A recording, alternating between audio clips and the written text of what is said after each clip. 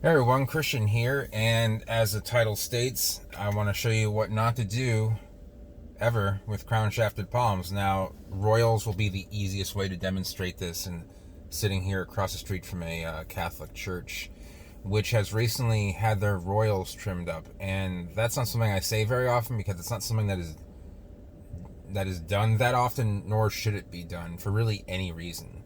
So as you can see, there's about 4 royals in this video, just kind of flanked across this parking lot.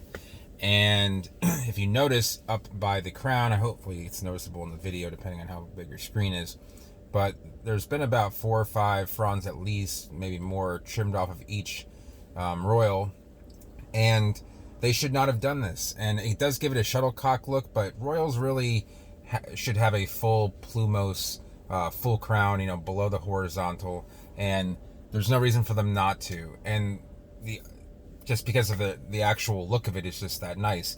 Now, the problems that result from over or trimming a crown shafted palm at all is that when you trim a palm like this prematurely, you're allowing the crown shaft wraps around the entire trunk. So when it rains, that water is going to funnel into the holes that are the crevices that are now been made by the missing fronds. And when a boot wants to fall off, it normally uses the weight of the frond to naturally fall off. Now that's no longer going to happen because there's no more of a cantilever or like a weighted instrument to knock the boot off. So as a result, those boots will stay on a lot longer than they should, and there'll be much more water retention within the crown shaft. Now, the crown shaft naturally will take in a little bit of water, but it will also drop boots as it is needed. So beyond it having this sort of stunted look, which it will, you can end up stunting the trunk from over trimming, and you can just make it look kind of goofy, which it does right now. I'm not really sure who decided this. My best guess is that there's parking spaces directly below those palms, and someone might have had a boot come down, hit their car, put a little dent in it, and the insurance had to pay out. So instead, they thought it was cheaper to just trim them up. So the best thing to do is really just to grow a palm that will not do that, or plant the palm in an area where it's not going to drop on a car. Royal boots can cause damage. They can cause as much damage as a dropping coconut. They are quite heavy. I've seen them take out in entire palm seedlings or juvenile palms, I should say, that were on the more tender side. They'd say they had a slender trunk. So I can see why this happened, but you should never do this in practice. There's no reason to trim up a crown shafted palm. So if you see a trimmed royal, a trimmed adnidia or Christmas palm, those are the two most common crown shafted palms in Florida. There's just no reason to do it for any aesthetic purpose. They're doing it purely, I assume, because of insurance reasons.